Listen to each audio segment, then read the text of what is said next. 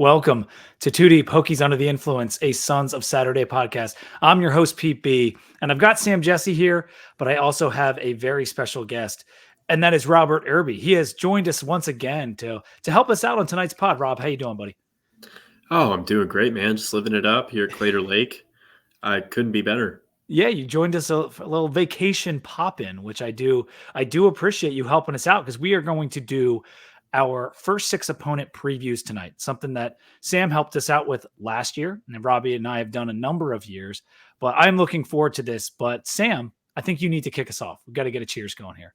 Yeah, so I've thought about this cheers for a bit, and this is more of like a take/cheers. So I'm cheersing to vacation season. I think August is time that a lot of people take vacations. And it's coming with a take. Give me a lake house vacation over a beach house vacation any day of the week. It's better weather. There's no sand usually. Salty water is sometimes mad. I like the calm, clear lake. You can go out on a boat. You can go fishing. You can just hang out. Lake house over beach house is my take for that. But cheers to vacation season. Cheers to that. And no crowds. Like if you're at a lake house, it's just you. You're not trying to fight for, stuff. 20 square feet of sand. And I don't gotta look at ugly people on the beach. I don't gotta deal with little kids running around, kicking sand everywhere. I will tell you, you go to the beach, it is eye-opening from a body viewing standpoint. That's for sure. I'll say really this about a downside about a lake vacation can be the bugs. The bugs are prevalent. Now, there's flies on the beach sometimes, and I would prefer the beach. I'm a beach guy, but I love a good lake vacation as well. So I'm sure Rob's having a good time. Rob helped us out when we did our NBA draft pod. Thanks again for coming on for that. You've done College Football Monday with us. You've done a memory lane with me, and we're hoping to do another memory lane. We're going to try to squeeze in and talk to Rob about that after this show. Yeah. But tonight, it's going to be about our opponents. But first, let's do our news and notes. This is something I didn't get to on the last show. Sam, we discussed the Phil Steele preview last time. And one thing I wanted to note is that it had Gilliam as one of our starting defensive tackles. And it almost I almost laughed a little bit because he didn't have a spring that was super notable. And sometimes the Phil Steele stuff there can be typos, there can be errors and that kind of thing. But as I thought about it more, it is a possibility that due to his size alone, he may be a better fit next to a Peebles. What do you think about that? Yeah, and I think that position is going to be so rotation based anyways. I don't know if there'll be a huge snap count difference. And I think it will be. We talked about this almost a month ago, but I think it'll be matchup dependent which player gets the most snaps. So I think Gilliam being a starter, sure, I could definitely see that in game 1 against Vanderbilt, who we'll talk about here a bit later. But, when they play a team with a more, pocket style quarterback, like they play, Rutgers with Callie McManus, maybe you get a more speed rusher guy at DT. Who knows? Yeah. Yeah. Would you agree with that? Because the other options, Rob, are, Peebles and Fuga. Because I think Peebles is going to be a starter. But is it Fuga? Yeah. Is it Copeland? Is it Gilliam that starts next to him? Yeah, and you have Curtis Perry as well. Late ad from Alabama, but I think that I would say that Peebles and Copeland to me are probably going to be the 2 best DTs. But I think to Sam's point, I think it's more of a matchup thing. And the way I view it is it's right now I feel like our defensive tackles are almost 2 separate positions where you have your smaller, more athletic type of defensive tackles, and that is Peebles and Copeland. Whereas you kind of have your big kind of space cloggers, which are Gilliam, Perry, and Fuga. So it wouldn't make a ton of sense to have your 2 smaller guys both out there together because that could harm you in the run game and just throw off that balance. And then you're rotating in 2 big guys, and then it's easier to have 1 and 1, I guess. Yeah, and you can't forget about Panay either. And I think Perry right now is a little bit of a tweener with his size. So I think Price called him a big end, and I'm not even sure he's going to contribute this year. I think it's really and we have a luxury right now because of the way we attack the portal. At least we hope it's a luxury that we have Copeland and Fuga and Gilliam to kind of mix and match depending on those matchups that you guys talked about. Let's move to the Josh Pate poll. And the only reason I want to bring this up briefly, he calls it the JP poll as opposed to the AP poll. A little play on words there. But it is not a poll. He is very emphatic that it is power ratings. Correct, Sam? Okay. First off, Josh Pate, I enjoy his content. I think he makes really good content. I think he does an incredibly hard job doing a one-man, 2-hour. How much content he makes as one person. Okay. It is not a poll. It is not a ranking system. I don't even know if it's a rating because we haven't seen any ratings. So a poll is something that is voted on, right? Like an election is a poll, or the AP poll, which is voted on. A poll can then be put into a ranking, but he doesn't have a poll because no one votes on it, right? He uses a model to create a ratings system. Now, you can model, right? Like an algorithm. Yes. So you can, not a train, not a boat, computer model. You can create a ranking system off of ratings, which is what I do with the program power rankings, or you can just rank, but you can't rank and then call it a rating if there's no actual ratings to it. And the reason I think he's a little confused on his definitions. Yes, and I get it. He's trying to make a fun play on the poll, and it is a top 25, so we all know those as polls, but usually those do indicate voted. The point of me bringing it up, period, is that Virginia Tech was not in it. And there have been a number of rankings or polls or ratings that we have been in the top 25 of, including, I should say, the best one was Phil Steele. We just talked about that, where he had us at 16. But even in the EA Sports, CFB 25, we were number 20 overall. In some of the magazines, we were late 20s, but he put out the top 25, and then today he added 5 more teams. We weren't in that either. So whatever his computer model is spitting out, it's not super in love with us, despite of what me and Sam have joked about and how much he has talked about us this offseason. Do you feel that, Rob, that not only him, but a lot of the pundits are giving Virginia Tech a lot of love? It's kind of surprising to then not be in that top 30. Yeah, and I don't know. I mean, I don't want to I guess there's a slippery slope here of, putting down a content creator that wants to have his content be seen. But I would imagine that whenever he interviews Brent Pry or talks about Virginia Tech football in a positive light, that those clips tend to do well online. Or at least and that's the other thing, is we are seeing all of those clips because someone in our feeds is retweeting it or liking it or whatever. So maybe he's not talking about us that much, but it's just that he talks every day or many times a week on his show. And then, every single one of those we see. So it might not actually be that many in reality, but regardless, that's the only reason I bring it up. I would have thought, just based on when he's doing that talking, it means, okay, he must be seeing something. And to me, what I thought he was seeing is that we were coming in high in his potential rating system, but that's not what it was. I mean, these things are weird too, right? College football is a really difficult sport to predict 1 through 134 because there's so much roster turnover every single year. So depending on how a model is inputted, how things are weighted can greatly impact that. And I think if you're looking at a team like Virginia Tech, let's say he weights, tackles for loss, total tackles high. Virginia Tech lost 3 starting defensive tackles because Phildarius Payne, who created a lot of havoc, wasn't included, and starting middle linebacker there. So if you are looking at total tackles, Virginia Tech returns a lot of experience on defense, not a ton of tackles. So things like that, depending on how you weight them, can really impact what a model spits out.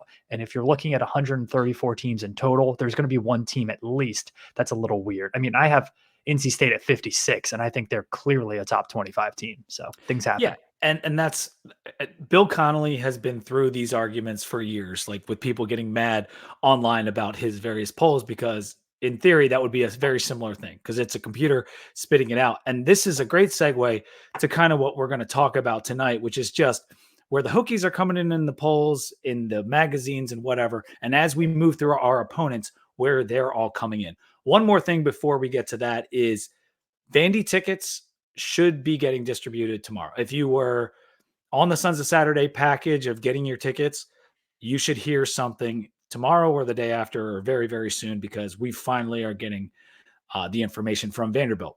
And then also fall camp is starting tomorrow. I saw Virginia Tech put out the the X post of one more sleep and we're sleeping with our pads on or whatever.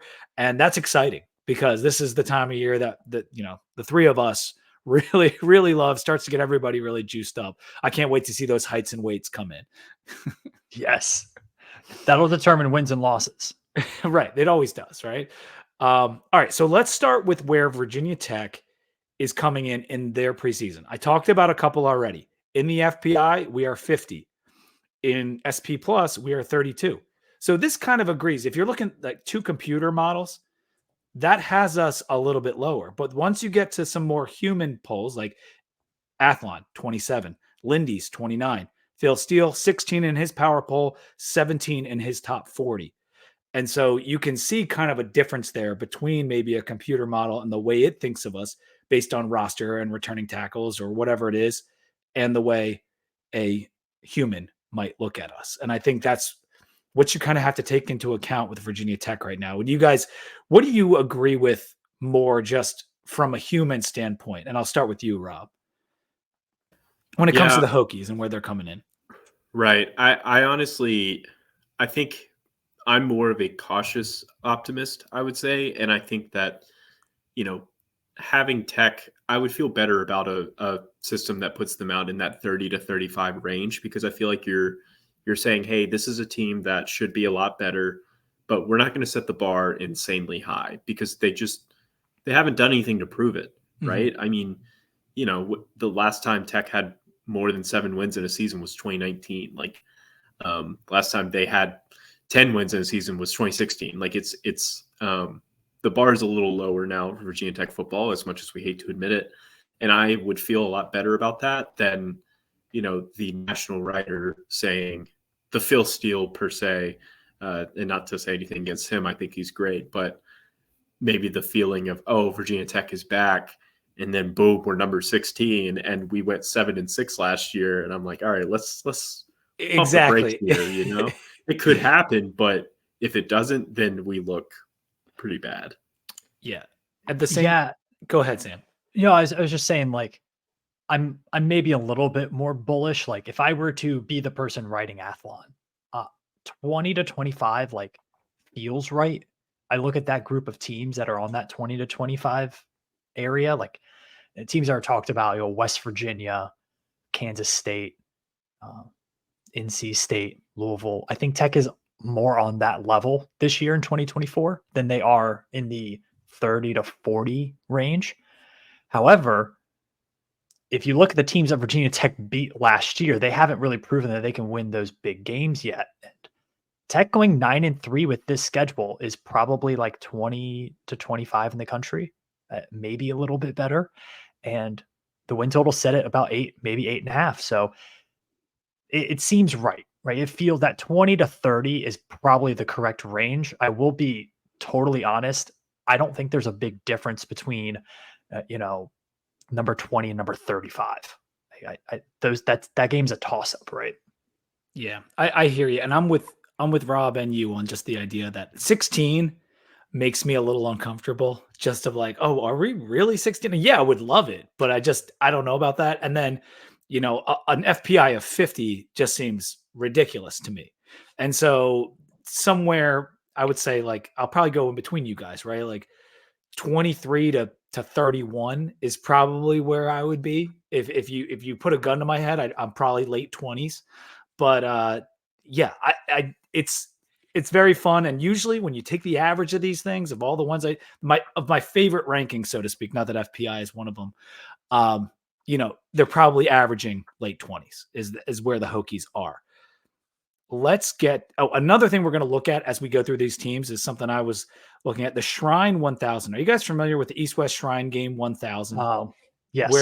Where basically the East-West Shrine Game puts out the 1,000 players they expect to either be drafted, undrafted free agent, or be in a mini camp for the NFL next year. So you're not going to have a lot of freshmen on this list, but it does pretty much line up with the top 1,000 best players in college football. So the Hokies have 13 top 1,000 guys on their team, which is a very good number. As we go through the teams here, you're going to see how good of a number that is. So let's start with Vanderbilt. If you guys are ready, let's hop into game one. I'm going to add the schedule to the screen just for a second here. You can see we're playing at Vandy on August 31st in Nashville. Obviously, me and Sam are going. Are you going down, Rob? I don't know if we ever talked about that. No, I am not. That fatherhood life is calling me elsewhere. So I understood. And then we play Marshall at home the following week. But back to Vanderbilt. I want to talk about FPI with them first. They're coming in at number 76, and this is just kind of laying the groundwork. Athlon has Vanderbilt at 80. Lindy's has them at 67. Phil Steele, 96 in his power poll, so pretty low. Their 2023 record was 2-10. They ended on kind of a bad losing streak there. And then portal losses for them, 25 outgoing, 22 incoming, including quarterback Diego Pavia. Their best unit, if you had to name it, that's a tough one because they're 15th or 16th in almost every category across the board on Athlon. No all-conference guys. And if you look at their Shrine 1000, they do have 7 guys in the top 1,000, including Pavia and a couple safeties. So what are your starting notes here on the Vanderbilt Commodores, Sam? What do you like? You're looking at their coaching staff. You're looking at their quarterback. What are you looking at? I mean, if you look at this team and what their strengths are supposed to be with Clark Lee as their head coach, formerly the defensive coordinator at Notre Dame, they should be a strong defense. They are an awful defense, and they're not just an awful defense against LSU, Bama, Georgia, Tennessee. Everyone looks like a bad defense against those guys, but Hawaii in Hawaii's only second game with a very young team traveling all the way to Nashville should have won that game. They scored 28 points. They lost by 16 to a really bad Wake Forest team. They gave up 45 to a not-so-great Kentucky offense. They gave up 38 to a not-so-great Florida offense. They gave up 47 to a not-so-great South Carolina offense. So, this team did not get really better year over year. They might have, some guys. I think Diego Pavia is certainly an upgrade at quarterback. And I think, anything Jerry Kill touches tends to get better. So I think that is a positive for that program. Yeah, to be clear, Jerry Kill has come over to the staff from New Mexico State with Pavia and with new offensive coordinator Tim Beck, which I think will be an improvement for them. Yeah, but I just don't know if they got better. I mean, they lost their best wide receiver to the transfer portal. Pavia is a bit of an upgrade, but to be honest, like his weapons at New Mexico State were probably on par with the weapons he has at Vanderbilt this year. So my initial thought is this team did not get better from a really bad team last year. Yeah. Do you agree with that, Rob? No, I would agree completely. I mean, you're talking about a team, like you said, went 2-10, finished the year losing 10 in a row, and in all of those games gave up 31 or more points.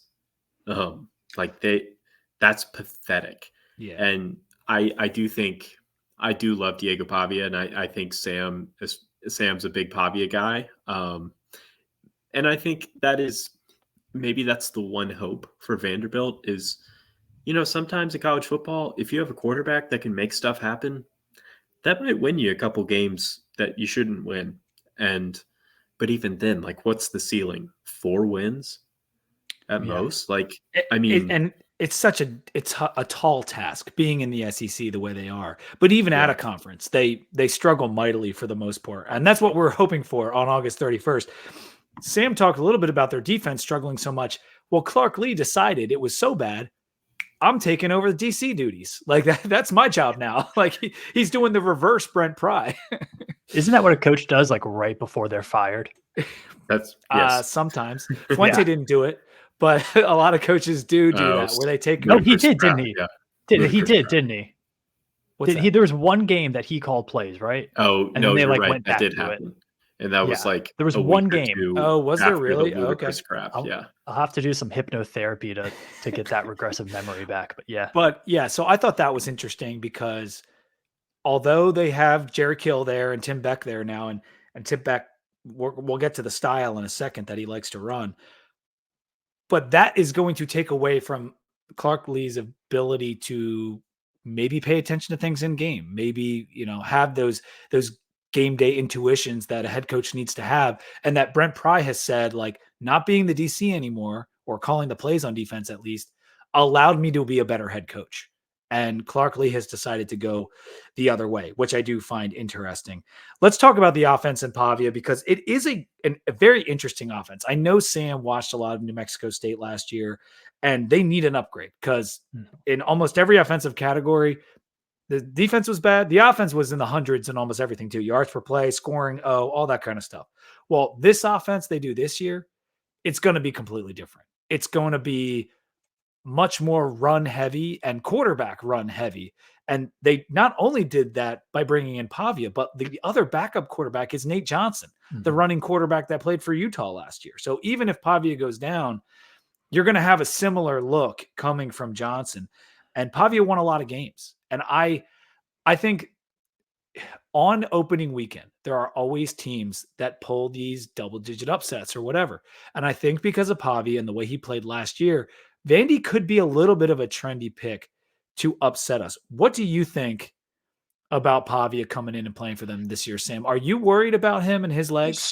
So he's a gamer. Like he is a Baker Mayfield, Johnny Manziel type quarterback, right? Like he's not super fast, but he's hard to tackle. Doesn't have a very strong arm, but he pushes the ball downfield. He's not very accurate, but he's a feast or famine quarterback. He's going to throw interceptions. He's going to make mistakes. He's going to take sacks, but he's also going to make some really awesome plays. He has never played a defense like Virginia Tech's. Auburn was asleep last year during that game. They did not prepare for that game. And they were not a good team last year, to be honest. So I think Diego Pavia's, this is his toughest test. The offensive line is the biggest issue, right? No matter what offensive scheme you're going to run, if you can't block, it's over.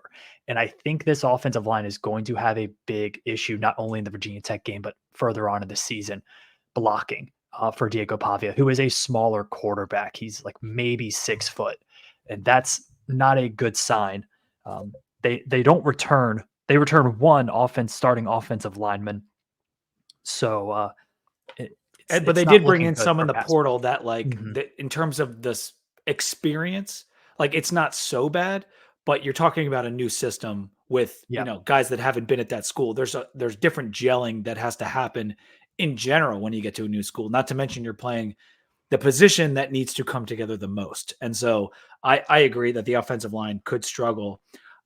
And even though Jerry Kill managed to make our run game effective in 2019, like he did a really good job doing that as the year went on, this is game one.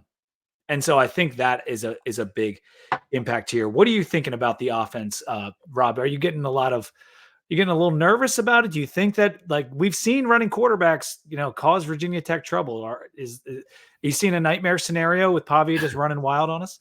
I mean, I'll always see a nightmare scenario. But with the rushing offense though, it's going to have to be a pretty significant improvement. Like last year, Vanderbilt had zero games with a 100-yard rusher. Like, okay, then. Yeah. Like they were pathetic running the ball last year. They only had, let me count it real quick. They only had a guy finish with 50 or more yards on the ground 3 times. Like they were pathetic running the ball. And I'm sure, you bring in a new scheme, new personnel, like it can change like that. Like, I'm not discounting that, but I just don't think that is in the identity of what Vanderbilt has been recently. And for it to, I think you make a good point about it being the first game. And I think especially giving a defensive minded coaching staff in Virginia Tech a whole off season to prepare for that, you would hope would, kind of mitigate that risk. Yeah, I think that's probably right. And I kind of put it in my notes, like there is no savior coming for this offense. Like unless Pavia just can do it alone, it's just not going to happen because they're lacking at wide receiver. Their top 3 wide receivers are gone. You mentioned the running back production. Their lead rusher that's back is Cedric Alexander, who had 371 yards last year on the entire season, and less than 4 yards per carry on average. So the offense, while it could get better, I'm not even sure you're going to notice it because they're going to be playing an SEC schedule later in the season. And so it's going to be enough tough year for Vanderbilt on offense and on defense. And Sam already talked a little bit about their woes on defense, 129th in scoring D, 124th in yards per play. They do get a lot of guys back on the defensive line, plus a couple transfers. And so maybe there's a little bit of hope there that they can. I mean, our offensive line isn't great. Like if Vanderbilt's bringing, that's their best unit on defense potentially. Maybe that helps them stay in the game. Maybe they can get to Kyron and put some pressure on him. Their top tackler at linebacker is also back. That position should be better than last year, but I don't know. Like you're talking about the 130th defense. Yeah. Now let's go to the secondary, Sam. What are you thinking about that secondary? That's I can't believe you said that. My next point, they should have a true freshman starting at either strong or free safety. So there's that. I think this team is they could be better than last year, but you won't see it. Their schedule's tougher than last year, shockingly. And I don't see this team. I don't see this team playing competitive for 60 minutes, right? Like I just don't see it. They're going to make mistakes. They're going to give up big plays. They're going to commit turnovers. So I think if you're Virginia Tech, like if we want to get to like keys to the game in here. Yeah, let's get to the overall look at it. I do want to say about the secondary that they've not only lost one, but two potential starting corners already this offseason in the last like week. One of those Shrine top 1,000 guys who the Vanderbilt writer said was he had him as the fourth best player on the team, is probably out for the year at corner. So it was already projected to be a very poor secondary, one of the bottom 5, according to Phil Steele. And now they've lost potentially 2 starters. So let's go to those keys to the game. And Rob, I guess, why don't you start us off here? I'm seeing the spread at about 2 TDs in favor of the Hokies, 13.5, depending on where you look. How do you see this playing out for us? I would absolutely hammer Tech minus 13.5, and I would have no issue with it. The only thing I would say is I think that this could be a game, honestly, from a betting standpoint, your money might be made if you take a live spread, because I think that this could be a game that kind of starts slow. I'm almost thinking about that Tulane bowl game where, you look up like midway through the second quarter and it's like, wait, it's only 14-10 right now. Like Tech is playing terrible, but we know that this Virginia Tech offense can catch fire in a hurry and make a lot of huge plays very quickly. And I think by the end of the third quarter, it could be a 3-touchdown game and then Tech just runs away with it. Personally, that's how I see it going. I think after the first quarter, we might be, ready to get our torches and pitchforks and march down to the Merriman Center. But then by the end of the game, everyone on Twitter's calmed down and we're fine. What do you think, Sam? So some interesting line movement for this game. It opened at minus 10.5 for Virginia Tech. It is now at minus 13.5. So it's a full 3-point swing. It's not insignificant, especially at this point in the offseason. And also that the consensus price for that is minus 116. So it's a few big bets away from being minus 14 on some books. So I would say the market is moving very heavily to Virginia Tech. I personally have Tech minus 12.5. I don't see Vanderbilt keeping up with the Virginia Tech offense, even if the defense has a surprisingly lull game. If they have a game like they did, let's say against Old Dominion, quarterback gets out and runs a lot, they move the ball. Virginia Tech should be able to score 35 plus with relative ease on this Vanderbilt defense. So I feel pretty confident about the Hokies. Yeah, if you look at the SP plus, I think that is kind of picking out a 19-point victory, maybe closer to 20, depending on how you view the home field and whatnot. Although we're going to have a lot of Hokies fans there.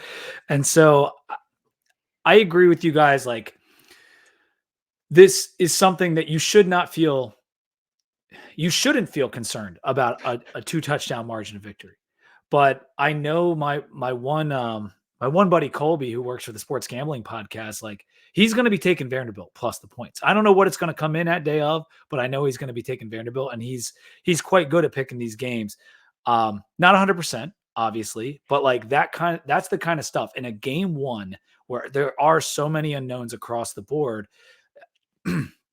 I like it for some ways. I really like how that shakes out for us because we have a very experienced team coming back, and Vandy has a lot of new pieces to move into place. But this is a big test for the linebackers in Brumfield with the way Vandy's going to want to run the ball. Defensively, I actually think Vanderbilt will be much more solid than last year, whether that's because of Clark Lee or just because they have some guys actually coming back on the D line for once. I think the passing should work out in our favor enough. Like I know that Kyron's going to want to run the ball and Tootin, like that's what Pry wants to do. He wants to establish the run. He is always going to want to do that. But Bowen's going to see this secondary and his eyes are going to get real big and we're going to start throwing the ball on this team. And I kind of agree with Rob. Like as that game moves on, it might be a little tight. And then all of a sudden we might be up by 15, 18, 21 points, whatever it is. And so I said for weeks and weeks, I've been nervous, a little bit oddly nervous about this game. Of course you're nervous, Pete. They could be playing Blacksburg High School. I'd be nervous. I know. Yeah, true. But all right, we'll move on from Vanderbilt. I think we broke that down pretty well. And let's move to Marshall. This is the next game on the schedule. And this one's at home. The home opener, 9-7. It's at 4:30 on the CW. So we'll be in a lot of living rooms across the country at 4:30 that day. We get an 11 a.m. local start. Game one, we get a 4:30 start. Game two, just like all of college football, it's completely normal start times. FPI, Marshall comes in at 85, Athlon 100, Lindy's 103, Steele 89. You can see these are coming down from where Marshall was last year. 2023, they were 6-7. And they actually started out really well. And it wasn't a particularly tough schedule, and they still finished under 500. But their NFL losses were Rasheen Ali and Micah Abraham. They had a running back and a cornerback get drafted. Portal losses, 34 outgoing guys in the portal and 32 incoming. You want to talk about adjusting. I thought Vanderbilt had a lot in the 20s, over 30 each for Marshall. It's a lot of change. And just 4 of those transfers that went outgoing went to power schools. So the recruiting under Huff, maybe not what they were expecting. Yeah, especially since he was Alabama's ace recruiter for a while there. Mm-hmm. So Tech will start the season with 2 coaches who are on a warm seat, I think. Those are 2 programs that don't have lofty expectations, but I know Marshall fans aren't super stoked with what they've seen with Charles Huff lately. And I know Vanderbilt, the fans they do have, are not very excited about what Clark Lee is doing. So interesting that Hokies will play 2 guys on the hot seat to start the year. For sure. Their best unit is probably DB and then the defensive line. And we'll get into their defense in a minute here. All conference, 1 player on the first team, all conference in Athlon, and that was offensive lineman Logan Osborne.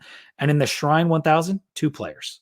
It was one of their edge rushers and their safety Rogers. So I'll start with Rob this time. When you look at this Marshall team, what are some just notes that stand out to you as you're looking at what they did last year and into this year? Yeah, I think the Ali loss at running back is, he was their entire offense last year, truly. A phenomenal running back. Like he's on an NFL roster in Baltimore for a reason. And he killed Tech. But I think that just not having him and, they had their quarterback transfer out as well. He's at FAU now. So they're rolling with Chad Pennington's kid, Cole Pennington. Him or the Wake Forest transfer potentially? Or the Tulsa transfer? Yeah. There's a lot of I thought it was still a competition that Mitch Griffiths might win it, but either way, all of these guys. Yeah, Mitch Griffiths is bad. He's really bad. If you have a Pennington at Marshall, you got to start him. Well, he played a little bit last year, right?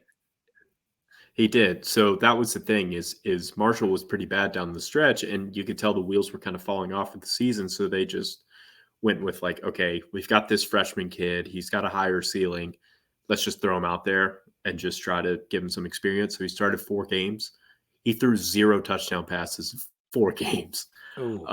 So he's trying to build some momentum there. And I don't know. And I mean, he was a young kid, son of a legend there. So I don't know, maybe he has some potential, but I don't anticipate much coming from their offense. And then in terms of defense, a lot of new names and new faces, some portal grabs, some younger. I don't think their secondary is very good. It's pretty young out there. And I don't know. I think Tech has an opportunity to kind of get out on them early, capitalize on that weak secondary, and then just kind of suffocate that offense. One thing, just from a bigger picture standpoint, when we looked at them last year, they started out 4-0, including the win over us.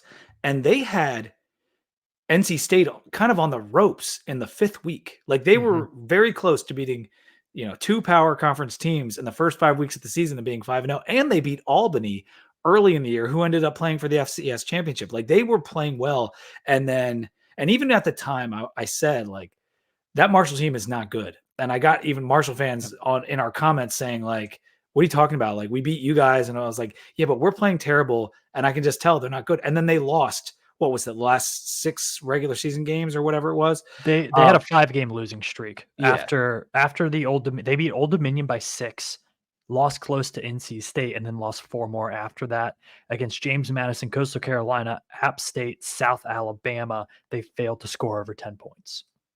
Yeah. So the wheels really did come off, as Rob was saying, and they're 116th in the experience. And so even with all those transfers coming in, like that's accounted for in Phil's metric, and they're still 116th in their returning experience.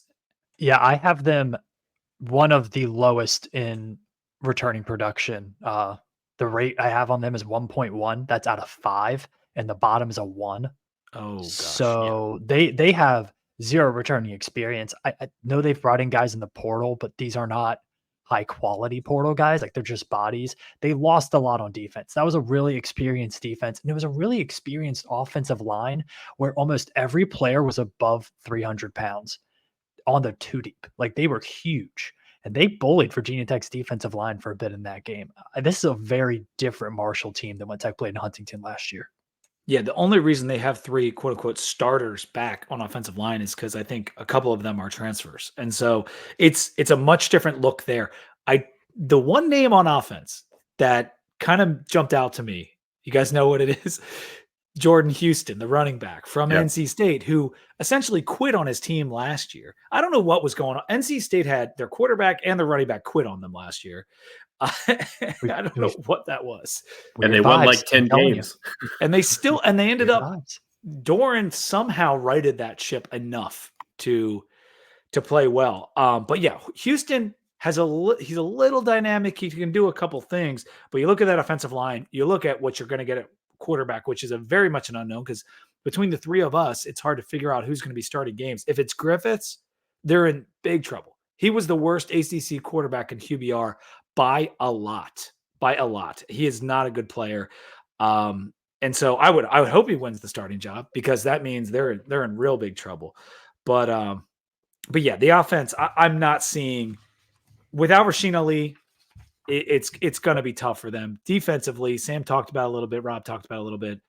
It's their better side of the ball, but it's not. Remember, like 2 years ago, and they beat Notre Dame and all that stuff, and like their defense was really good, and it was like, oh man, Josh Huff has these defensive talents, and they're playing really well. Tavante Beckett, was he still on that team?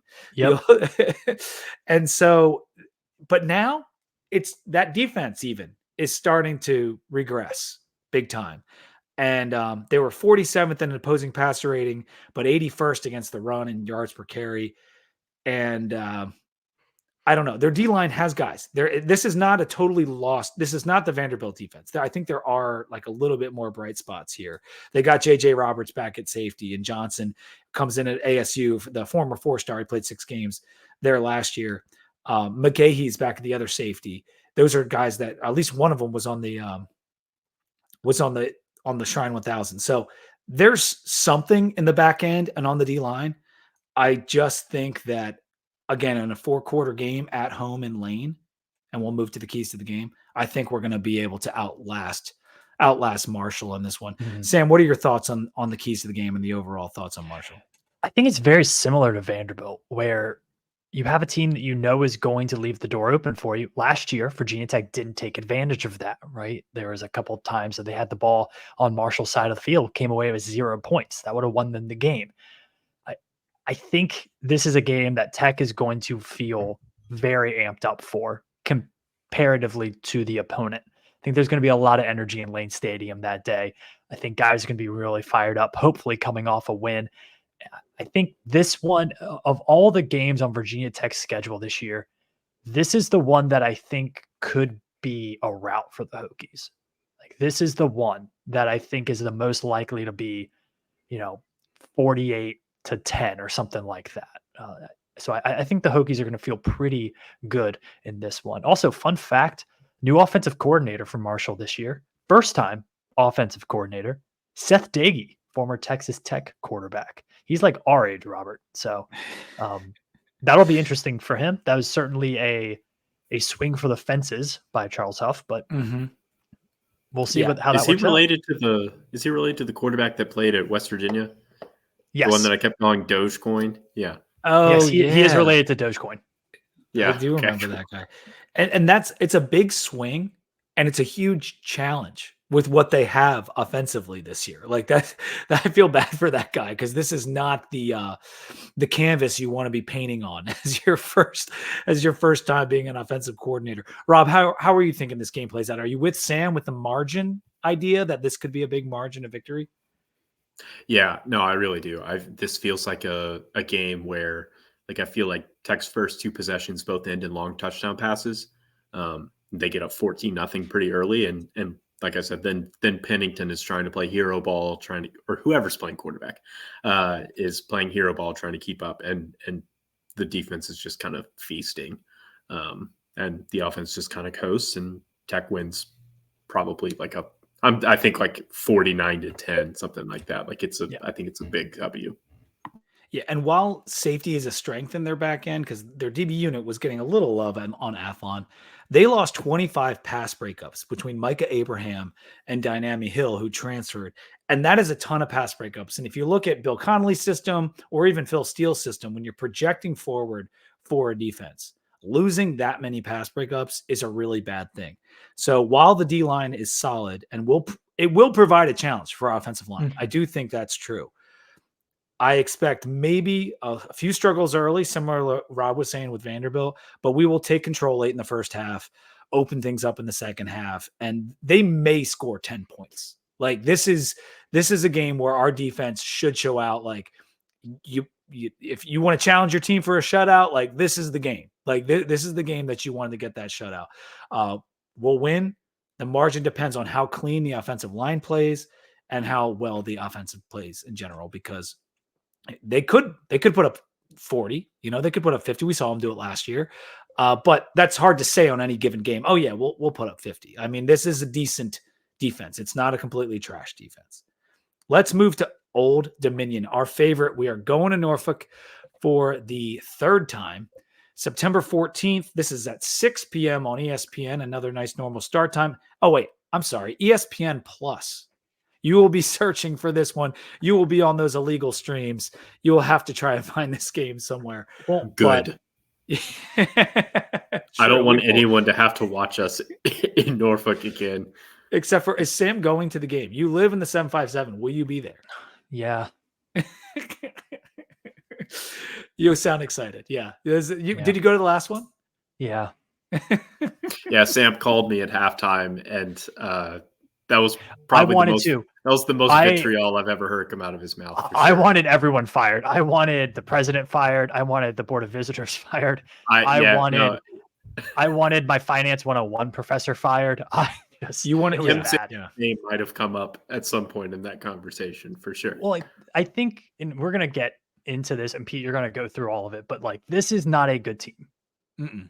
But they've not been a good team in the past. They haven't, and it's just and it's not a Virginia Tech thing. Like I'm telling you, with Old Dominion, they have this knack of just for some reason beating teams that they shouldn't, and they've done it in the Sun Belt the last 2 years under Ricky Ronnie. There's just something about them. Like they are a thorn in the sides of the Sun Belt. They're a thorn in the sides of the Hokies. This game for me is all about mentality. Like if they come in with the right mentality, it's fine. But if they don't, like they could lose this game. Like they really could lose this game if they don't win it between their ears. Always. I mean, we had no business losing the game 2 years ago or in 2018, and we did.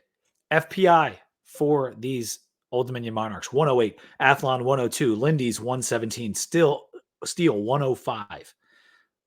And despite not being a very good team last year, they had they've fought in every game, and I will give them credit for that. And that might be a credit to Ricky Ronnie. That might be a credit to the quarterback, because I did like Grant Wilson, but they went 6-7. And if you look up and down their schedule from last year, it is truly bizarre. And I think this is what Sam was hinting at, because they lost by 3 in overtime to Western Kentucky in the bowl game. That was after leading 28-0. They lost to JMU by 3. They lost to Coastal by 4. They lost to Wake by 3. They lost to Marshall by 6. 11 of their 13 games were one-score games. This team had a knack, as Sam said, for hanging around or letting teams back in or whatever it is. That game was going to end close. And they faced the second most plays in the country. And I'm not even sure exactly why that is. Like, because their defense wasn't good, but it wasn't like so bad. Like, maybe it was just the system, or it was a quirk of the teams they were playing, but their team as a whole made almost 1,200 tackles. And that's what, and maybe the person in the score box. And Jason Henderson had 1,000 of them. Jason Henderson had over 100, had 170. 2 other guys went over 100. Like, it was weird team. Like, we had 800 tackles as a team last year. They had 1,200, and we played the same amount of games. And so it is Old Dominion. It's a weird team, and they don't have a ton of talent, and their makeup is bizarre. But I can guarantee you they're going to be ready in Norfolk for when we show up. Rob, what are you seeing about this matchup, whether it's offensively or defensively, from these guys? I'm seeing PTSD. That's what I'm seeing. Like the meme of the dog and his eyes are wide and there's just military scenes around him. That's me. You know, it's funny. This is ODU is the definition of a muck it up kind of team. Like, I do think they're well coached, and I think that Ricky Ronnie does get the most out of what little talent he's able to bring in there. And so, you know, they have all those one-score games, you know, tight losses, tight wins. Keep in mind that also included a 10-9 win over Texas A&M Commerce last year. I don't know if Tech can blow them out or will blow them out, but like, they need to, I guess. Yeah.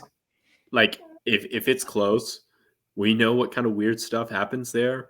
You know, somebody's going to hit the power breaker on the elevator again, or, you know, open the door to the locker room for a bunch of ravenous fans. Weird stuff's going to happen. So just win big. And I don't know. I like Grant Wilson as a quarterback, as a runner. He's kind of deceptive as a runner. I don't love him as a passer. Like, none of ODU's players like stand out to me, except for Henderson. And he even has injury concerns of his own. So just do what you got to do. I love how we're playing the number 102 team in the country in a game that the crowd will be like 50-50 split. And Irby's here just like, this is my Vietnam. Yeah. This is SB Ballard Stadium is my Vietnam. I got to tell you, like, it is weird. I think the fans think about this a lot more than the players do. Like, as far as the players know, they whooped up on ODU last year, and that was without Kyron Drones, and that was with a really bad offensive line and an offensive playbook that frankly sucked. I think they'll be fine. Last year, even with Grant Wells, I shouldn't say it like that, but with Grant Wells and Ollie Jennings at wide receiver, which was a big part of it, Tech had a passing game that scored in the 90th percentile over the past 2 seasons, in all of 2022 and 2023, in games between FBS and FBS teams. They don't return a single defensive secondary player. So I think this is an opportunity for Kyron Drones to put up some numbies, because this is not going to be a good pass defense, and you have got to stay away from Jason Henderson, because the dude should be playing in the NFL by now. Yeah, the only reason he's probably back at school is because of what Irby referenced, which was him messing up his knee in the last game of the regular season. And so there are questions about how close to 100% Henderson will be when it gets to week 3 of the regular season. I assume he'll play. I think he was at the media days and all that stuff for the Sun Belt. But what level is he at? Because a slightly diminished Henderson would be very helpful for the Hokies. But I'm with you, Sam. This is another one of those secondaries that's projected to be a bottom 5 team in FBS, something that Kyron Drones and our bevy of wide receivers can attack. Ollie Jennings played for Old Dominion. I'm sure he would love to go to Norfolk and have a huge game like he had just last year, when he got the only game he really got to play in full. was against them, and he played very well, scoring 2 touchdowns. So this should not be our Vietnam, but it is. That's where we are. We haven't won there. We have to go and win there. And to me, yeah, I want to beat the absolute snot out of them, but we just have to win. If you go in thinking we're going to get revenge on this team, we're going to beat the crap out of them, like that would be a bad mentality for Virginia Tech. You want to go in there, exert your dominance and your will that you should have based on the talent advantages. And if it comes to that with the passing the ball and you end up getting in a situation where you want to throw it a lot, that's great.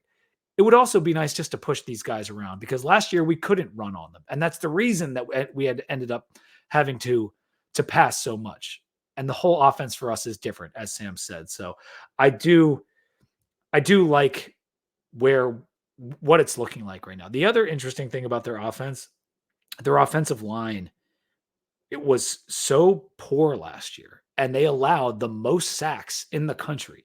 Like Grant Wilson took a ton of sacks, and there was only one team in the country that had 60 plus sacks, and it was Old Dominion. There were only 3 teams with 50 plus. So we are talking just an absolute sieve on their offensive line. And they lost a starting tackle to Washington somehow. And so this is another game. We talked a little bit about it with Marshall, but like, this is another game where like you should really hold down this offense and not pitch a shutout, but like keep them to a low teens or 10 points or something like that. Yeah, I agree. I think it's one that Tech control the clock, control the game, get out of there with a W and move on to the next week. Yeah. I'm looking at their linebackers. They do have a lot of experience coming back at that position. The DL is kind of solid.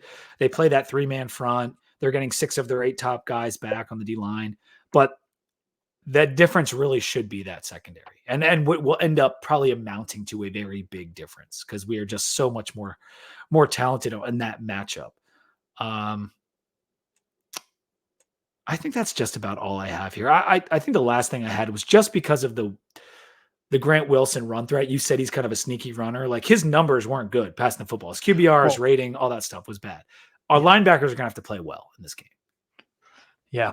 And that's, I think, the one question mark in Virginia Tech's defense this year is what does the linebacker unit as a whole look like? We know there's individual talent, but do they come together as a unit this year?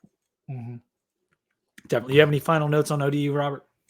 Yeah, no, I would just further what Sam said. And I think one thing I remember from that game against them last year was I think, Sam, you describe it really well of like, these are talented linebackers, but it's their like almost continuity in their ability to know, because a lot of that linebacker play can be like that. If it's okay, I know that if I shoot this gap, this guy's going here, and you guys can, you can just know each other's strengths, know each other's tendencies, and then know where you need to go because of that. And there were so many wide open holes that I remember Grant Wilson just jogging through, and you could time him with a sundial, but he was just gaining 30 yards of wide open space because it's like 2 linebackers will both go outside, and in the middle of the field's wide open. Nothing but clean mountain air. Yeah, it's truly Grant Wilson. The first 2 games of the season were really rough for our linebackers. That is absolutely for sure. They did get better, and that's another thing. It wasn't just the offense that got better throughout the year; it was the defense as well. So we'll see that in Norfolk. Let's take a quick moment to talk about our sponsor, and that's Roback. You guys know Roback, performance activewear designed for those who crave activity. Make sure you are using code 2DEEPVT whenever you visit Roback with any and every email that you have. So you can get that 20% off one time, multiple times for everyone in your family. We want you to own the most comfortable polos to be golfing in. They have all those designs. They have the quarter zips, tennis skirts, women's stuff, joggers. Talk about them every week. 2DEEPVT for 20% off your order. Roback Crave Activity. Right now, Sam, are you drinking anything over there? Oh yeah, and I texted you about this. I was in Raleigh, North Carolina over the weekend. Went to a very nice dinner at Brewery Ba Havana right in downtown. It is delicious Southeast Asian food, and it is a critically acclaimed brewery. This is the Glean. It is a mango peppercorn saison, And I got to tell you, it is the best Saison I've ever had. I gave it a 4.25 on Untapped. It is one of the more unique flavors I've ever had in a beer. Mango peppercorn. Like I would have never thought about peppercorn, but you do get that like smoky spice at the end of it. It is really, really nice and is very drinkable. It's light. It's not very bubbly. Like there's not a big head to it. It is just an easy drinking beer. Goes great with some pork lo mein. So I really like the glean. Yep. All right, Rob, what are you having over there? I am having the last few sips of a Founders Mortal Bloom Hazy IPA.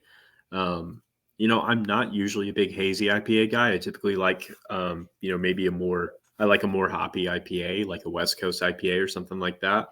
So hazies, I kind of stay away.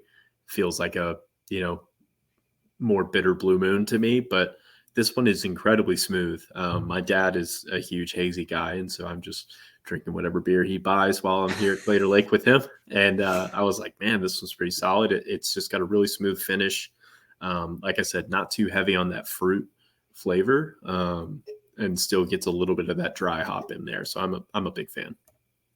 I was this close. Actually, I think I did buy that for 4th of July, and I do remember it being pretty good. I took it down to my sister's house. I was also looking at the Trogs Graffiti Highway, which was similar in terms of the ABV and the style of beer. That's a good summertime IPA. Also, I love just about anything Trogs puts out. That peppercorn Saison, Sam, you guys might not know this if you didn't live in DC or Arlington for a significant period of time, but 3 Stars Brewing was a Washington, DC brewery, and they had a peppercorn Saison, and it was very, very good. And that's the only other time I've ever heard the term peppercorn. And I really don't like this style of beer that much. I don't go to it much.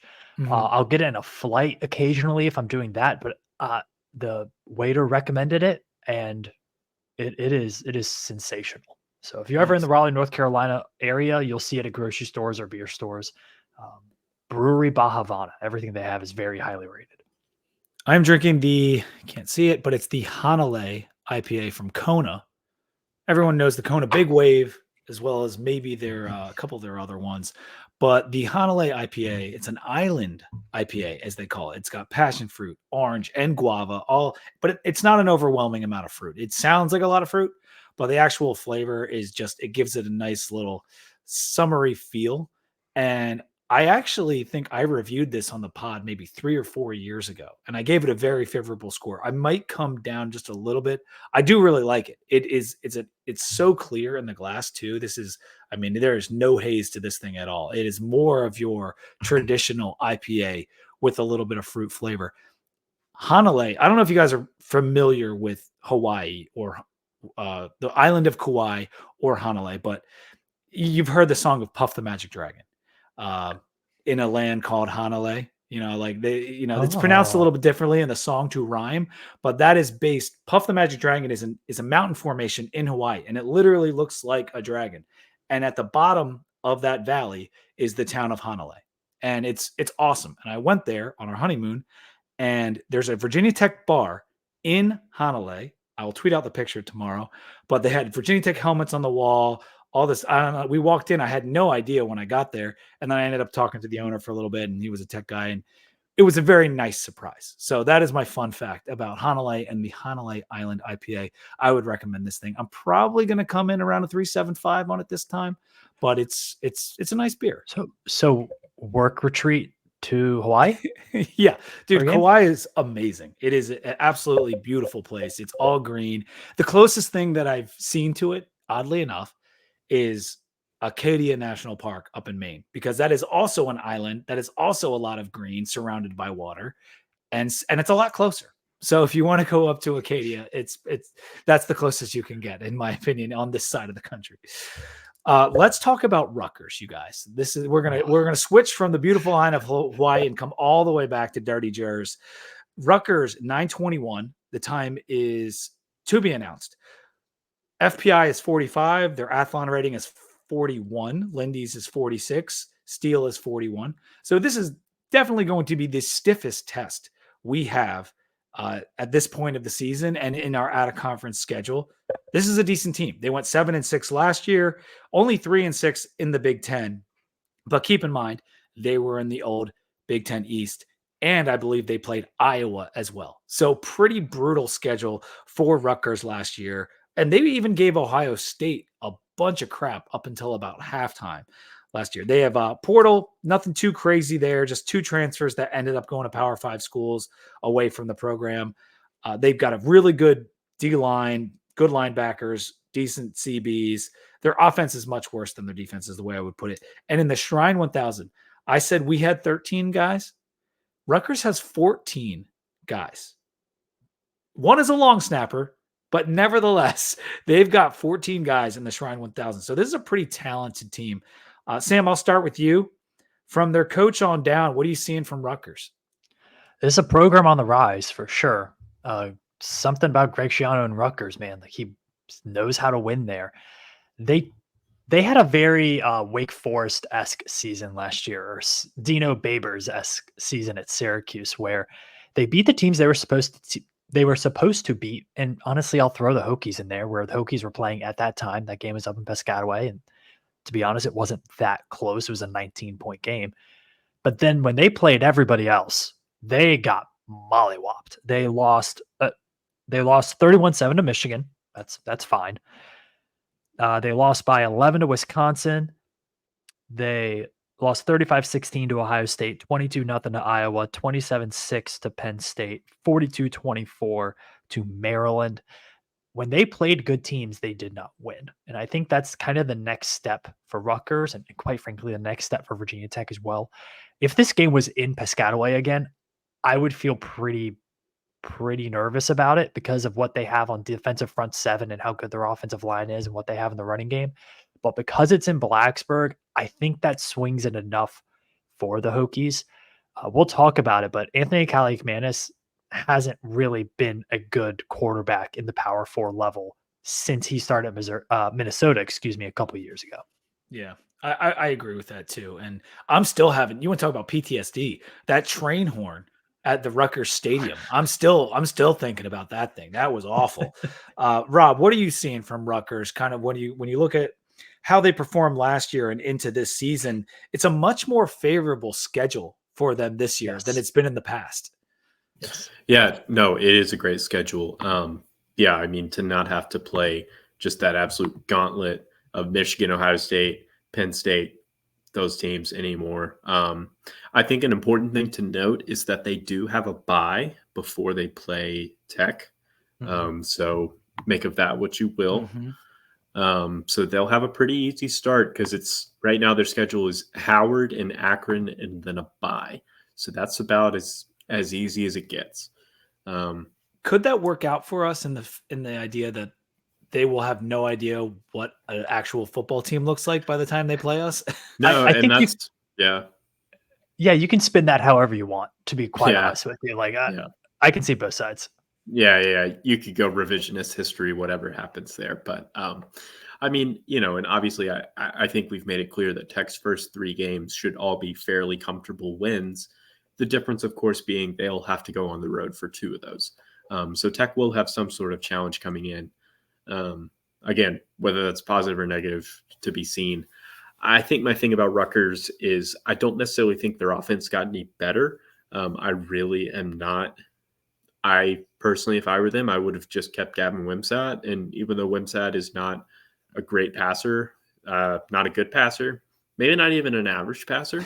He's bad. He was a bad passer. Didn't matter. Bad. He still beat us, right? Yeah. And, I think the duo that he had, Wimsatt and Kyle Manang, how do you say his last name? Mananga, yeah. Mananga, yeah. The duo that they had running the ball was fairly potent in spots, but their issue was that their offense just couldn't, in their losses, their offense just couldn't do enough. And, like you look at like losing to Iowa, they got shut out by Iowa. They scored 6 against Penn State. And then in Maryland, in a game where their defense just kind of went kaput and gave up 42 points, which was pretty abnormal for them, they could only muster 24 against a Maryland defense that wasn't any good. And so for me, I think this is a game Rutgers is another muck it up kind of team. They're getting some playoff buzz, which I Kirk don't. Herbstreit. Yeah, No. Kirk did that, and I saw someone else too. And I don't jive with that one I mean, bit. that's honestly, like, I know you're trying to maybe like have a take, but like that's laughable. You cannot get It to the is. playoff with this quarterback. I would have given them a No. better chance at the playoff, like you said, if they still had Wimsat, because I think the way Yeah. Mananga and him played off of each other at least gave them a semblance of some kind of run game. Well, a very good semblance of a run game because Mananga was really good. But if you switch that and what you're doing with Kalakamanis coming in from Minnesota, and you have virtually no run threat. He had a 55 QBR, which was 80th in college football, 115 passer rating. The guy can't pass, 14-9 TD to interception ratio. You're not getting any kind of dynamic play whatsoever. Pardon me. Yeah. And no, you're fine. And they didn't really address their offense in the portal as much as I would have liked them to. I mean, they brought in Kalamakis, and they brought in his brother, who's a wide receiver, but his brother's not any good. And, you look beyond that, you have one offensive tackle. And then they did bring in Dymere Miller, a wide receiver from his FCS guy. I believe it was Monmouth. And that guy's a monster. Yeah, he's good. So he's a good player. But, I mean, I would have liked for them to, bulk up that offensive line a little bit more, end up with a better quarterback situation than what they have. And, I think this is a game where if Tech scores 4 touchdowns, they should win. Yep. Stack the box, man coverage on the outside. I think you played this game much like you played Boston College last year. Make Kalakamanis beat you. I don't feel great if I'm Rutgers about that. Like, interestingly, last year, this was a really bad matchup for Virginia Tech. Like, what Rutgers is good at and what Virginia Tech was bad at last year was a terrible matchup. I think it kind of flips this year. Like, what Rutgers seems to be good at defensively and what they're going to be good at offensively, I think Tech can match that, and Tech can take advantage of their weaknesses. They will not be as good in the defensive secondary, lost some guys to graduation in the NFL. Still early in the season, those guys will not have been tested against Howard and Akron. This could be another game where Virginia Tech feels like they can throw the ball a little bit better than they can run the ball, which is kind of weird to say as a Virginia Tech fan. Yeah, and it's not just us talking about what they'll do on offense because of the quarterback. If you look at where Athlon put their quarterback room, it was 17th in the conference. The only team worse was Northwestern. And so I'm not really sure why Schiano, if this is similar to Louisville, like going all in Tyler Show or just choosing him as their quarterback in the portal and them choosing Kalakamanis here on Rutgers, like maybe they missed on a few better options. I don't really know. But this team, it's a good team. And with an actually good quarterback, and maybe he'll surprise. Maybe he'll really gel well with the offensive coordinator and the wide receivers they brought in and that kind of thing. But like, this is not the guy I would put my eggs in the basket with a Rutgers team that's probably the best in a really long time. Like, this team has improved significantly from 2022 into 2023, similar to the Hokies. I actually think our teams kind of mirror each other in a number of ways, just in the way the programs are being built. The returning production is off the charts, just like us. They're 8th in the experience that's coming back, according to Phil Steele. They have 20 of 22 starters. I think that's virtually identical to where we are. And so this is going to be a tough game. It really is. And I agree with Sam that the fact that we are home is going to make a really big difference. And the fact that, not that the matchup has switched so much, I just think that what we were doing so poorly in the beginning of last year in the linebacking core and with safeties being banged up, Peoples was still nicked up in this game. And that was so damaging because we could not tackle Managai or Wimsat when we had to, and it led to several scores. And so it should be a different look. And with the crowd behind our defense making noise for a quarterback in a new system, I think that's going to be really good for us. This defense is a problem. I mean, I'm wondering how we will attack it. And maybe it is that secondary, Sam, because they did lose Max Melton, but they have a projected 10th best pass defense in the country. Like that, the Vanderbilt and ODU were at the bottom. Rutgers was at the top.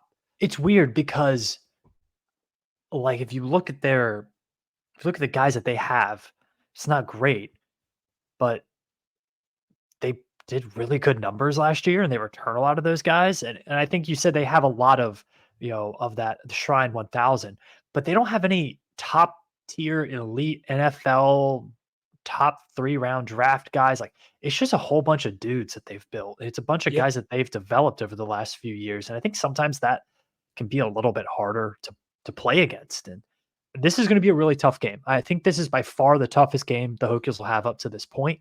I think this is kind of the only swing game in the non-conference slate. This is the one that, like, this spread will be pretty close.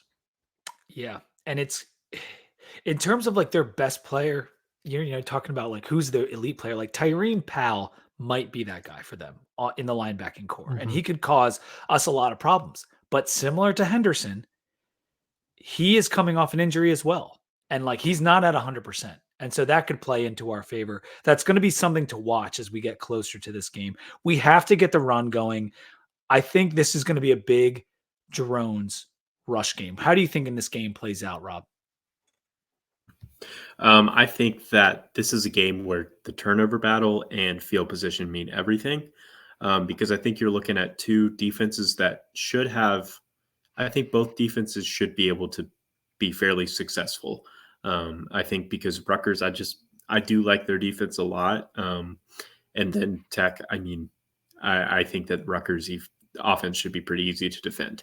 But I mean, if we start fumbling the ball and you're giving Rutgers a couple drives starting inside the 50, then, now you're giving up some easy points that you wouldn't. And we did that last year.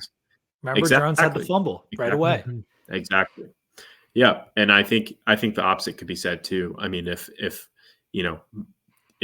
like you said, Sam, if we're playing man coverage, if we're putting our all ACC corners on islands and they want to come up with a couple of interceptions, that's how you win a game quick. So, I would like to think the Virginia Tech's a better team just because I see more balance from both sides of the football.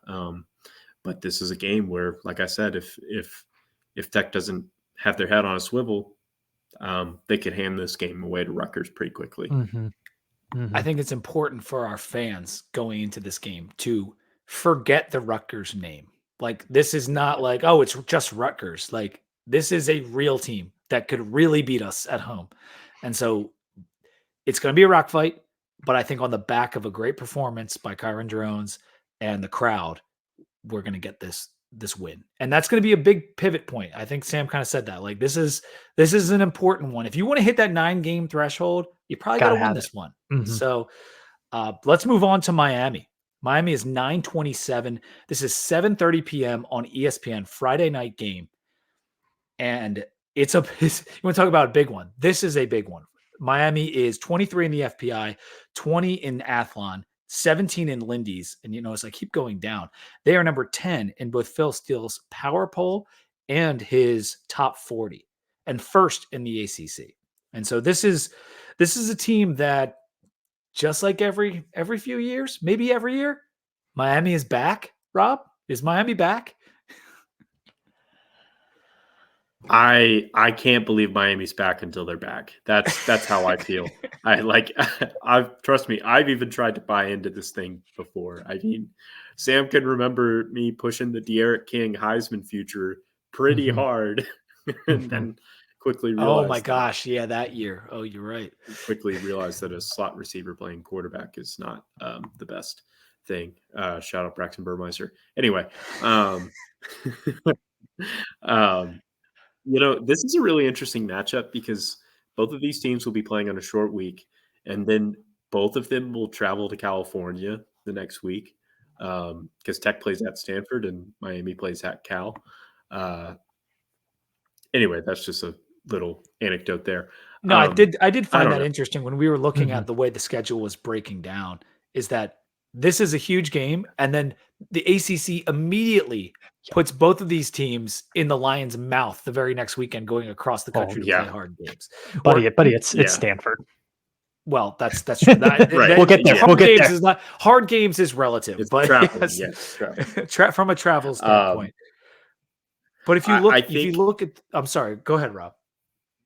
No, you're good. I think that one thing I've noticed about Mario Cristobal is he's going to kind of put the game in the hands of his quarterback pretty significantly, whether that is De'Aaron King or Tyler Van Dyke. Like, Miami hasn't really run the football that well per se. Like, they haven't had that elite kind of running back they've had in the past, even in recent history with like a Duke Johnson or a Lamar Miller. They haven't had a guy like that, and they didn't have any good running backs last year. So it's going to come down to Cam Ward, and how good is Cam Ward really? I don't know. I mean, I like Cam Ward. I don't love Cam Ward. I like Kyron Jones more personally, and they're going to play decent defense. But these guys have been working out together. Apparently, they're cousins. I heard that the other day, that Kyron Jones and Cam Ward are distant relatives, and they've done some training together. Sam, they have done training together. Yep. They're probably both better than Shedeur Sanders, at least. Just kidding. I actually think Shedeur's really good. I don't know. It's just going to come down to who wins that battle. Like, it's going to be a really interesting battle of quarterbacks, which it's my favorite brand of football. So, and this is one of the reasons I was joking about the being back is because yet again, Miami has assembled a roster of real dudes, like a lot of potential NFL talent on this roster. If you look at the all conference, you've got first team Ward, Restrepo, offensive lineman Rivers, Ruben Bain, Mayagoa from linebacker, the kicker. He's even on the freaking all conference team. And then you had Damian Martinez on the first team all conference in steel. Those were just the first team all conference in Athlon. There is a ton of all conference accolades coming in for these guys, depending on where you look. Shrine 1000, 15 guys. So we had 15 for them, 14 for Rutgers, 13 for us. And 4 of their Shrine 1000 are on the defensive line. That is definitely an area of concern when you look at this game and how it could play out. Sam, what are you seeing from Miami, and why are they potentially back for real this time? Well, I think you talk about the wide receivers, talk about Cam Ward. The offensive and defensive lines are top tier. And to be honest, they played like it last year. Like, that was not the problem last year. I think it's going to be really tough for Virginia Tech to establish Tootin, Thomas, and Drones running the game. I think it's going to be tough for them to pass protect. I think it's going to be tough for them to stop the run, especially with a more athletic Cam Ward at quarterback. Now, I do think Cam Ward is one of those players who's better on social media than he is on the field. Like, people really love to hype him up. He hasn't really done it at the collegiate level against top competition. Like, he plays top teams and doesn't do particularly well. So I'm interested in that. And he's also a bit turnover prone, interested in that as well. How aggressive will Virginia Tech be on the road in that game? I think it would take a really special performance from Virginia Tech to win this game. And I think it would take a Miami moment for them to lose this game. Like, as much as you love to make fun of Miami, they've gotten the better of Tech a bit these years, and especially in these spots. 5 out of 6. And 7 of 9, Miami has beaten Tech. Yeah. I mean, at some point you have to realize that they have a really, really talented roster. They could have Irby or I as the coach. I don't think it really matters. Like, they have guys that you can just roll the ball. Irby would call a kneel down, though, I think. Oh, for sure. I don't know. If you guys have seen me and Sam's online dynasty, you don't want us coaching. So it's off to a tough start for the Oregon State Beavers, but we're still #Beaver. East Carolina, we're fighting for bowl eligibility. So I mean, I think this team could be 8-4 and still beat Tech on this night. Like, a Friday night at Miami that's what that program is made for. And I think it's going to be really tough for Virginia Tech to win that game. I do, however, Cal money line, no matter what happens. No matter what, Cal money line on October 5th is, you can lock it in already. I don't care what it is. It's going to be plus money. I do think, however, it's going to be a really, really tough test for Tech. Going back to the Cam Ward thing, is he even the biggest transfer acquisition at the quarterback position that they made? Because Reese Poffenberger comes in, and if anyone's familiar with the FCS playoffs, that dude's a baller. I'm making a joke, but that's nice back. All right, enough clickbait. Jeez. Well, the Mike Greenberg. Will Poffenberger outplay Ward? I mean, yeah, right. You have to look like Get Up. We we joke about it. They play at the Swamp on August 31st. That's going to be a very, very tough game. At South Florida on September 21st is going to be a tough game. Like Miami, they could be down. They could be a little beat up. I think their first four, even with Florida A&M and a pretty bad Ball State team, I think that game against Florida and South Florida, both of those games on the road are much more difficult than anything Tech plays. So these things happen. These things happen. But I know we've talked to Pete. We want Miami 4-0 in this game. We want them to be 4-0. And to your point and many people's points on Cam Ward, they're talking about him at Miami, that he's the best quarterback they've had since Ken Dorsey. There was a reporter on Bud Elliott Summer School that said that.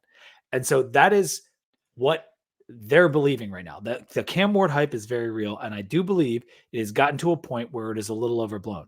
He is a decent quarterback. Like, I think he was 50th in QBR. Like, he's okay. Like, he at 145 passer rating, that's pretty good. But he's also not new to this. He has thrown almost 1,800 passes in his career. How much better is he going to get over what he's already done in the P5? Drones, on the other hand, has so much more room to grow as being a first-year starter last year. That is the major difference.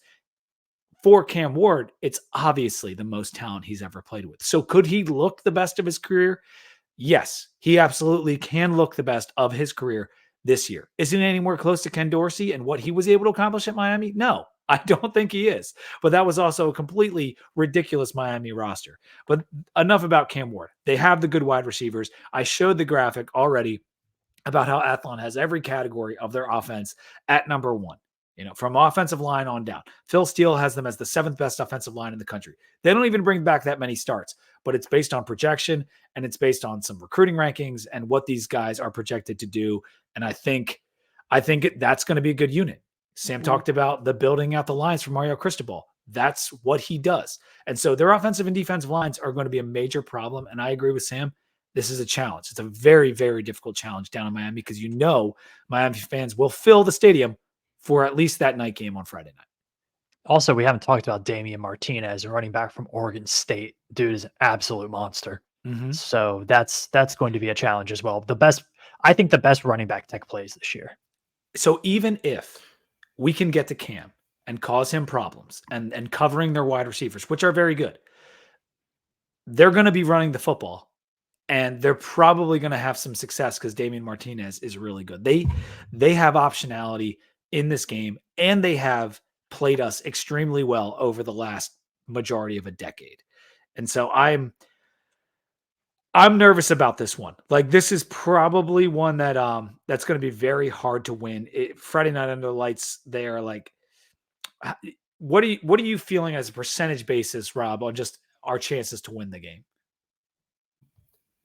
I mean, I would still put us at least 40%. And maybe that seems optimistic, but I think that these are two fairly evenly matched teams. And I think that, maybe you give that extra 20% or 10% kicker to the home team. But I don't know. I mean, I think that Tech has a better chance than some may think. I don't know. The point you make about the Ken Dorsey thing makes me laugh because it's like, who else was supposed to be the best quarterback since Ken Dorsey? Ja'Cory Harris, Brad Kaya, N'Kosi Perry, De'Aaron King, and Tyler Van They've had a lot of all supposed to be the best quarterbacks since Ken Dorsey. It's very true. Brad Kaya definitely was. And then, it's funny how that works out. And Miami, this is the reason we joke about the back thing, is because they continue to be the team. Even last year, didn't they win 7 games? They continue to be the team where their whole is so much less than the sum of their parts. Like that is just always how it's been for the last 20 years. Like, they can have stud after stud. They can have 10 guys drafted.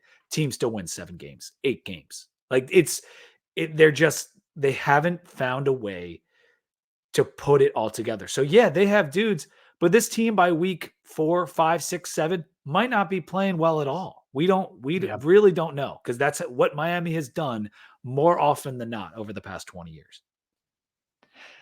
Yeah, I think for me right now, if I'm looking at the season as a whole, like this is the game across the entire season that seems to be the biggest uphill climb for Tech.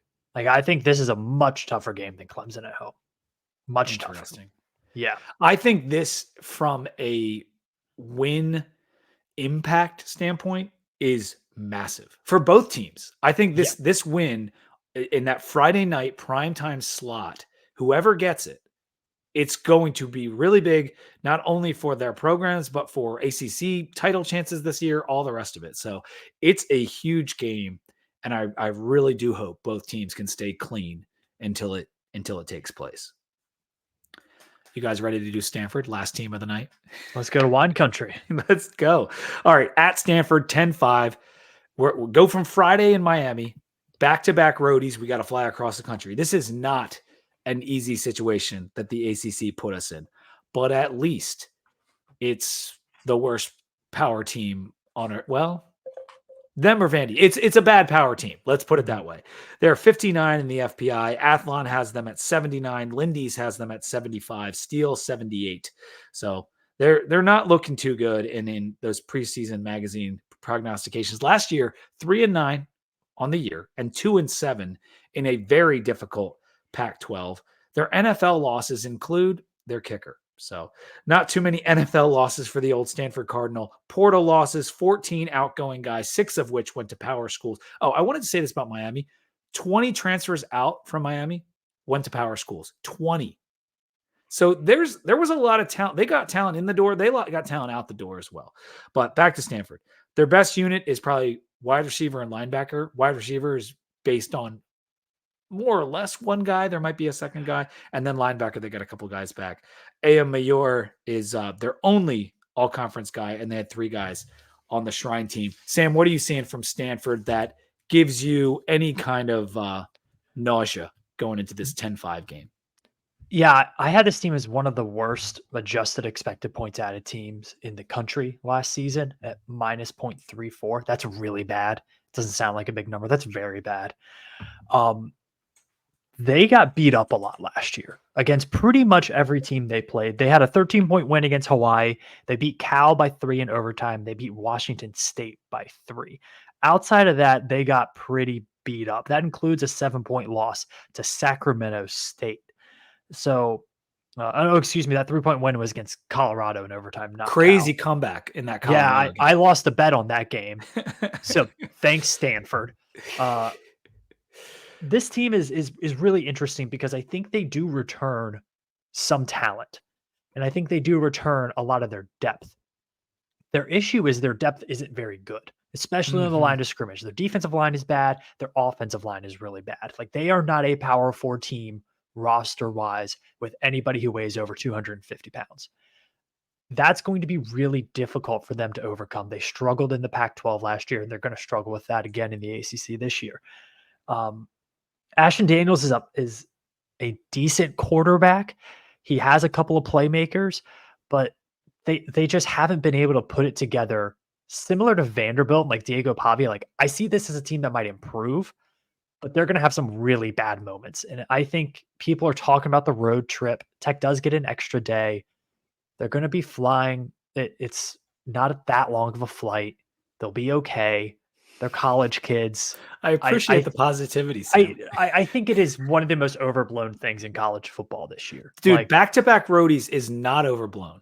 That is not overblown. Against power teams, that's not overblown. That's a hard thing to do. It's tough, but I mean, it's not like they're going on horse and buggy. Like, they're going to be, like, physically, they're going to be fine. So I feel really good about the this extra game. day helps. Going to beat them up in the line I admit, the extra day helps. It does help. Yeah. Robert, what are you seeing? Yeah, I think the biggest issue for Stanford is they cannot run the ball at all. Last year, they averaged 3.4 yards a carry. That's pathetic. And 113 their top 2 average. Yeah. Yes. Their top 2 rushers were both quarterbacks. Their backup quarterback was their leading rusher. Ashton Daniels was second on the team. Their third leading rusher was E.J. Smith, aka Emmitt Smith's kid, who transferred to A&M. So their returning leading running back rusher is a guy named Casey Filkins, who ran for 215 yards. Averaged 5.7 yards per carry, so maybe he doesn't suck and just needed some opportunity. I don't know. But yeah, you're talking about a team that can't run the ball at all. A quarterback who is good, not great. His completion percentage is, in the high 50s, which is fine. 6.9 yards per attempt. Again, not terrible. They have my guy Tiger Bachmeier, aka Hank's. Yes, they do. Hank's brother. What a name, Tiger his Bachmeier. brother. Tiger His brother. Bachmeier. Can you imagine naming your first kid Hank and then naming the next one Tiger? It's tough. Like, what did Hank do? Oh my God. I have a friend who named their kid Henry. I'm going to have to tell them their next kid has to be Tiger now. Tiger, but yes. And he's not a bad player, actually. Like no, he can. He's probably better than Hank Bachmeier. Yeah, because he's playing next to Ao Manor, and like that's nice to have Ao Manor's Alec drawing all that coverage. And so and Ao Manor, if I'm saying that right, I hope I am. He's really the lone bright spot on this offense, because whatever you want to say about Daniels, like he is there's Jag plus on cover 3, they say. This is a Jag minus. Like this, that's what Ashton Daniels is. He has potential if players around him were better. I think his issue is he's not good enough to overcome how bad the offensive line and running game is. Yes, and he has to run out of necessity because of that his life being so bad. They were 121st in sacks per game allowed last year. He took a beating, and they didn't exactly bring in a lot of reinforcements to help him out. They do keep a lot of their guys. Sam mentioned the experience coming back. That's true. They were 10 in Phil Steele's experience rank, but last year's experience as a whole was a bad one. To be serious though about them, like their year was kind of funny because they played Arizona tough. They lost by 1. They played tough against Washington. They came back and they beat Colorado. They weren't just nothing. Yeah, they had plenty of games where they got their teeth kicked in, but I would say they still, just like a lot of college football teams, they found times to be competitive against good teams. And so nothing is out of the question. They can look as terrible as they look on offense, and they do look terrible. 110th in yard per play last year. I don't think that's going to increase a whole lot. Their defense was worse than their offense last year. 126th in yards per play allowed. 132 in scoring D. Only UMass allowed more points per game than Stanford. And so it's bleak. Their linebackers are okay. Got a couple guys back there. Everything else, 119th in tackles for loss last year, like 132 in pass efficiency allowed. Like Kyron should absolutely eat in this game. Like he really should. I do my one thing in terms of them playing better. Troy Taylor is a good coach. I think he's a good coach. And in year 2, do they make a little bit of a cohesive jump with this experience coming back and him being in year 2? That I think is a possibility. But Sam, from what I'm hearing from you, you think we come out of Stanford with a W? Yeah, I think it would have to be pretty disastrous for Tech not to. Just looking at the strengths of Tech, this is a game where Tech can just run the ball. I know Kyron can have a good game passing, but they could just run the ball, and I think they'd feel pretty good about this game. Okay. Yeah. Do you feel the same way, Rob? Yeah, no, I think this is a big Tootin game in particular. I think this is a game where he could have between kickoffs, rushing and receiving, he could have 250 yards from scrimmage. So, yeah, he could dominate this game on his own. Okay, so how much does the result of Miami change the result of this game? Like, if we beat Miami, I think we lose this game. If we lose to Miami, I think we win this game. That's kind of where my head's at right now. I think you're flipped. I think that balloons. Let's go. Happy birthday. Oh, thank you. Thank you. I think that's the Rutgers and Miami game. That's the flip. Okay. I think this is a win. Okay. You think it's a win. All right. So that brings me to my final point as we are kind of getting to the end here. I want your guys' record predictions through our first 6 games, as we've just talked about the first 6 opponents tonight. And Robert, I'll ask you first. What do you think our record sits at through our first 6 games? Well, I will first say that I think anything worse than 4-2, I think is a pretty big disappointment. And I feel weird saying that, just knowing what we've been the last few years, but I mean, we're playing 4 really bad football teams. Mm-hmm.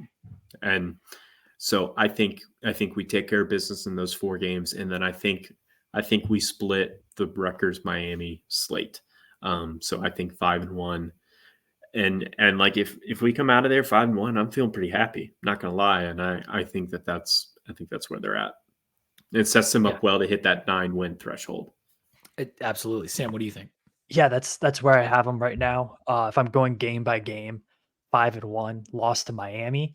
I think that could flip with the Rutgers game, but I think if you come back from Palo Alto at 5-1 and you haven't been horribly upset, I think that is a massive, massive step forward for the program. And I'll throw something else in here, doing some quick maths in the head. I think Tech will go 5-1 in these first 6 games. I think they'll outscore their opponents 200-100. I think they're going to double up opponents in this first game because I think they're going to have some blowouts, and I don't see the Miami game getting out of hand. So I think that's an average of 35-17. I hope that you're correct, Sam. I think I am. And I really do kind of like, I don't know if it's my old age, because I feel like 10 years ago, I might have been right there with you guys in terms of some of these predictions. I love it. And maybe this is where this program is headed back to, because that would be fantastic. That all being said, I am also going to say 5-1. And the fact that all 3 of us picked the same thing now scares me. But 4-2 is definitely possible. And I will say that. It is absolutely possible. And worse than that, I'm with Rob, extremely disappointing. Rutgers and Miami could easily both be losses. They really could be. If we were to lose those 2 games, you better win the Stanford game. Let me tell you right now. And so my prediction is 5-1. If it's 4-2, that would be disappointing, but okay. And let's just see what we do the rest of ACC play. But I'm going to go with 5-1. And the ACC slate, as we know, is extremely manageable. And we'll do that next week, perhaps with a different guest. But I do want to say, Rob, thank you for being here. Thank you for preparing. You did such a great job with putting in some insights. So cheers to that. Thank you, buddy. And Sam, do you have a mystery Hokie for us tonight or no? Yes, I do. We'll do this real quick. I know we're running really long, but if there's any podcast this year to run long on, it is how it this goes one. Sometimes. I had the tab pulled up. While I'm pulling this back up, Robert and one of our other writers, Brett Smith, will be doing weekly bets. So we're kind of bringing back the Locks of Saturday crew a little bit. Thursdays this fall, they'll be having their best bets of the week. Some interesting stats and figures around those. It'll be great. So check out the website. We're hammering out the schedule now. We have my college football power rankings, preseason program power rankings, whatever you want to call them. They are up there. Position previews are up there. We're going to have some season preview stuff coming in August. But as for right now, the mystery Hokie, random Hokie, whatever you want to call it. This Hokie played 4 seasons for Virginia Tech. Over those 4 seasons, they amassed 23. Excuse me, they played 3 seasons for Virginia Tech. 3 seasons, sorry. They amassed 23 touchdowns and over 2,500 yards from scrimmage. This player also transferred out of the program. That's their fun fact. So I'll give you a little hint. I'll let you sit on that for a little bit, maybe talk about it as we get to their best game of their career. I think I have a guess. A lot of touchdowns, a lot of yards transferred out of the program. You can go first, Rob. Is it Damon Hazelton? That was my guess. It is not Damon Hazelton. Oh, shoot. It is not Damon Hazelton, but that is a really good guess. I'm getting a little far away from transferred out with that many touchdowns. So this player's best game, they had a few. In one of the games against Miami, had 131 yards rushing. In another game against Tennessee, had 127 yards rushing. Those are both in the same year. I know who it is. Yeah. Is it Trayvon McMillan? It's Trayvon McMillan, yeah. Yep, it is Trayvon McMillan. I think one of, outside of Hendon Hooker, who was an obvious biggest transfer out. I think Trevon McMillan's the second one. I mean, this is a guy who, if he would have stayed at Virginia Tech again, would have been close to the 3,500 total yards mark, would have been close to the 30 total touchdowns mark. He put up absolute numbers in multiple games. It was hard to find a best game for him because he rushed for close to 100 yards and a touchdown in a lot of these games. I mean, 2015, when Loeffler figured out, and this is where we're going back to, but like when he figured that out, how to use our run game for offense, like that was a huge, remember the NC State game and that run down the sideline? Yep. So I had that one on there. There was also the game at Georgia Tech in 2015, ran for 135 yards and 2 tutties. So and Trevon McMillan put up some really good numbers for Virginia Tech. Transferred to Colorado and did fine in Colorado too. Yeah, a really fast running back. Like really had very, very good speed. That was a good one. You know who also came to my mind was Tavion, because he had a lot of touchdowns, played 3 years, transferred out. That would have been one of my guesses as well. But once you started going to the rushing stuff, it obviously made it a little bit easier. Well, that is going to do it. Thank you, Sam, for preparing as well. That was a lot of information we just gave to you guys. I think I had like 7.